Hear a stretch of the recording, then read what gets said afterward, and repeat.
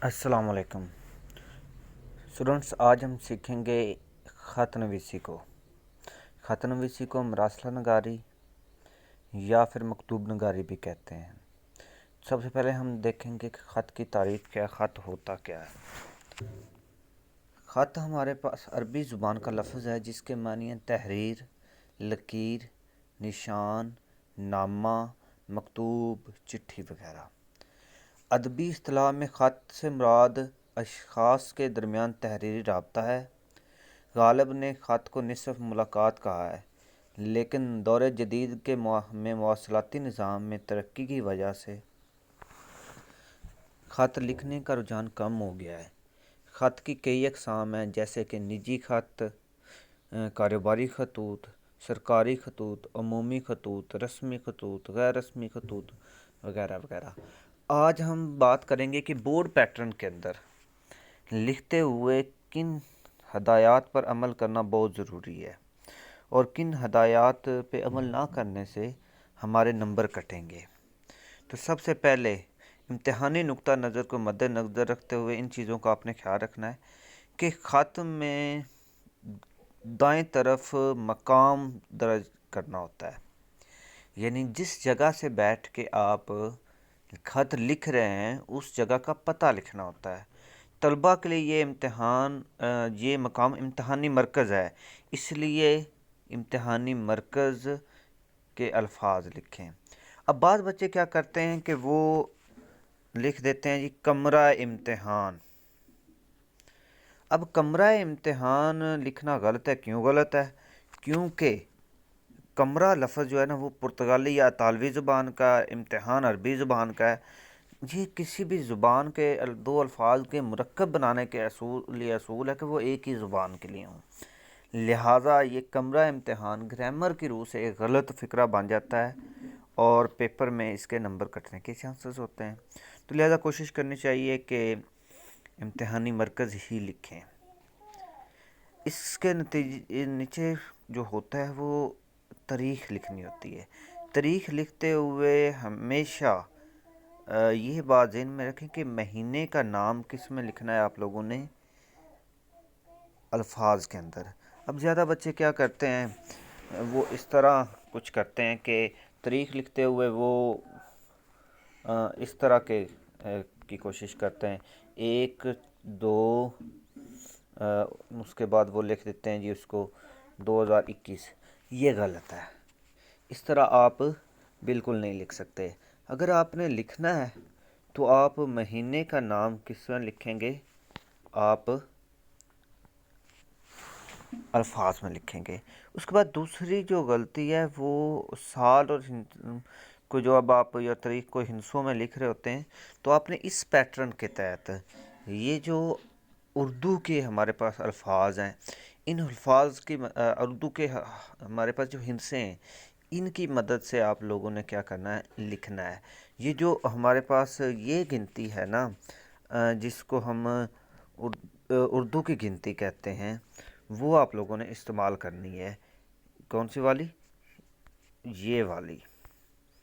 ये जो हमारे पास है, जैसे अगर आप लिखेंगे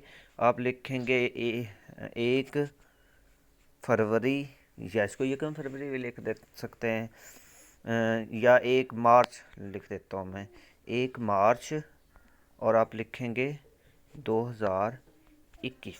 अब ज़्यादा बच्चे क्या करते हैं, बिल्कुल यही गिनती लिख रहे होते हैं लेकिन दरमियान में एक गलती कर देते हैं कि 0 ये इस्तेमाल कर देते हैं, आगे फिर दोबारा 21 ऐसे लिख देते हैं।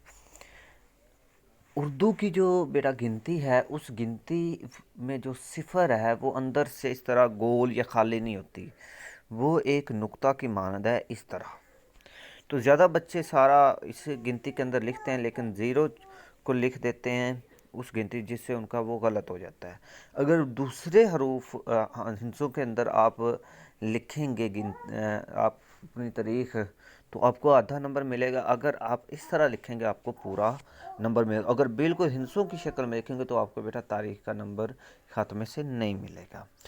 उसके बाद हम बात करते हैं जिसको ख़त लिखा जाता है उसके लिए मुनासिब अलकाब, मुनासिब अल्फाज से आपने उसको मुखातब करना है।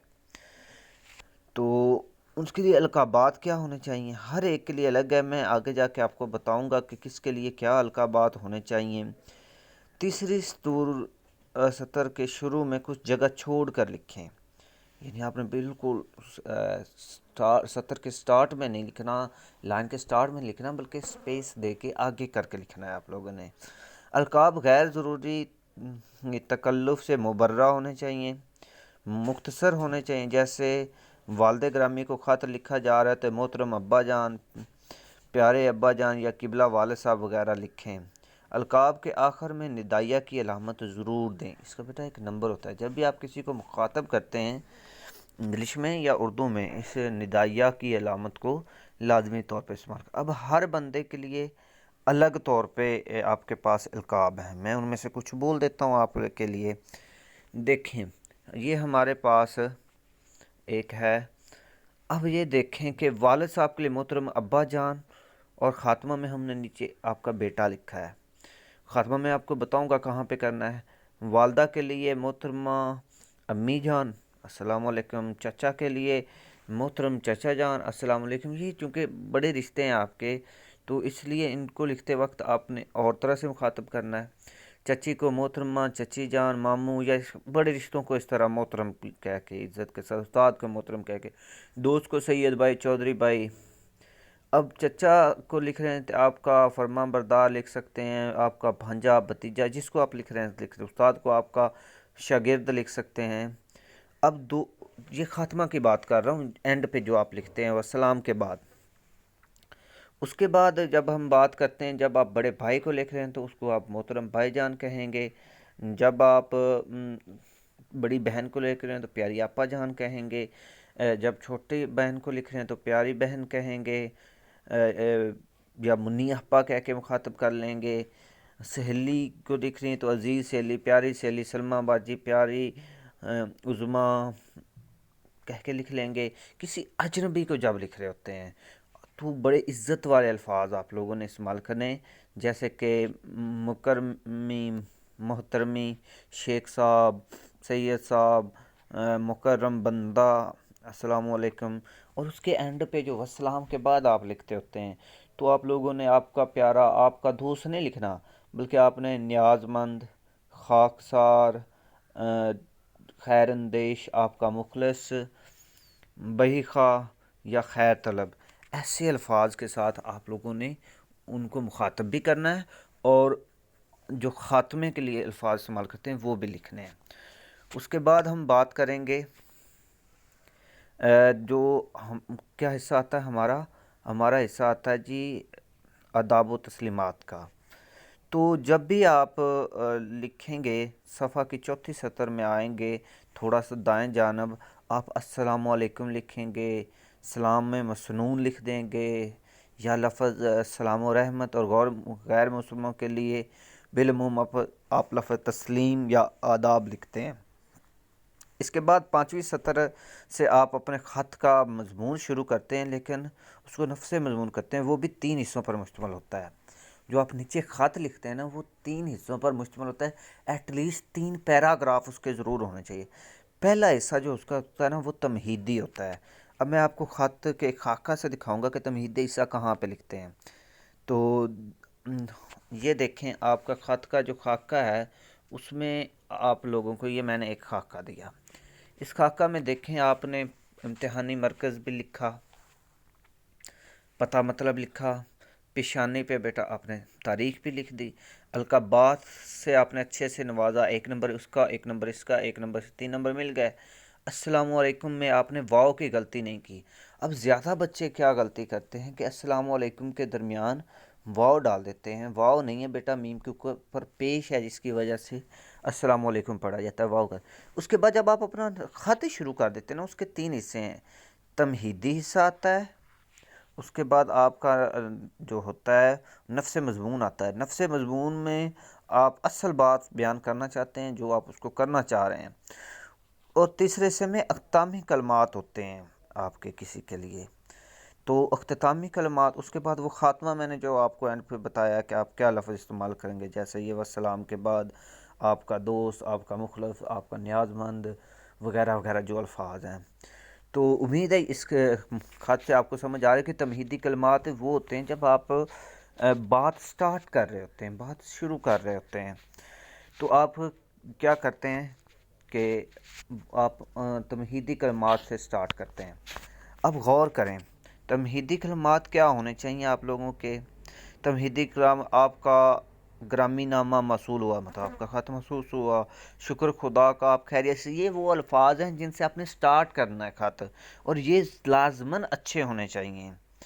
آپ کا تفصیلی عنایت نامہ کل ہی موصول ہوا جس کے لیے از حد ممنون ہوں، یا کئی دن ہوئے آپ نے اپنی خیریت سے آگاہ نہیں فرمایا، آج اخبار کے ذریعے افسوسناک خبر ملی کہ سرکاری خطوط کا آغاز کچھ یوں ہوگا۔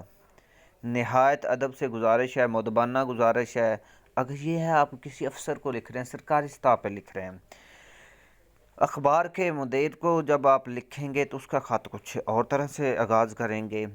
اس کے لیے اس طرح ہوگا کہ آپ کے موقع جریدے کی وساطت سے میں آپ کی توجہ ایک اہم مسئلہ کی جانب مبذول کروانا چاہتا ہوں۔ یہ ہیں وہ الفاظ کہ آپ ہر خط کی 3 اقسام ہیں نا۔ آپ کے پاس اپنا نجی خط ہوتا ہے، ذاتی خط جو آپ دوستوں، رشتہ داروں، استادوں کو لکھتے ہیں۔ اس کے بعد ایک دوسرا خط ہوتا ہے جس کو آپ کیا کرتے ہیں کہ کاروبار کے لیے لکھتے ہیں، تو کاروبار والے لوگوں کے لیے آپ کے اور الفاظ ہونے چاہیے۔ سرکاری گورنمنٹ کو لکھ رہے ہیں تو اور ہونے چاہیے۔ مراسلہ جاتی خطوط لکھ رہے ہیں، جیسے ایڈیٹر کو لکھ رہے ہیں یا کسی اور اچھے ادارے کو لکھ رہے ہیں، تو آپ کا طریقہ کار اور ہونا چاہیے، اور طرح آپ نے کیا کرنا ہے، ان کو مخاطب کرنا ہے۔ اب آگے ہم بات کریں گے دوسرا حصے کے اصل مدعا جب آپ بیان کرتے ہیں تو کس طرح کرتے ہیں۔ یہ خط کا میں پھر آپ لوگوں کو خاکہ دکھاؤں گا۔ اس خاکہ میں غور سے دیکھیں کہ یہ آپ کا جو حصہ ہے اس میں آپ کریں گے اصل مدعا، نفس مضمون یا اصل مدعا بیان کریں گے۔ جب آپ نے تمہیدی کلمات کہہ دیے، بات کو سٹارٹ کر دیا، اصل مدعا لکھتے ہوئے کس چیز کا خیال رکھنا ہے۔ اصل مدعا لکھتے ہوئے آپ لوگوں نے تمہیدی کلمات کے بعد خاتمے میں اصل مدعا یا مقصد لکھا جاتا ہے۔ مدعا یا مقصد مکمل اور واضح انداز میں دلائل کے ساتھ بیان کریں۔ مدعا کم از کم 2 پیراگراف پر مشتمل ہونا چاہیے۔ جو آپ مدعا، جو آپ بات لکھ رہے ہوتے ہیں، جس مقصد کے لیے آپ خط لکھا ہے، وہ کتنا ہونا چاہیے؟ کم از کم 2 پیراگراف ہونا چاہیے۔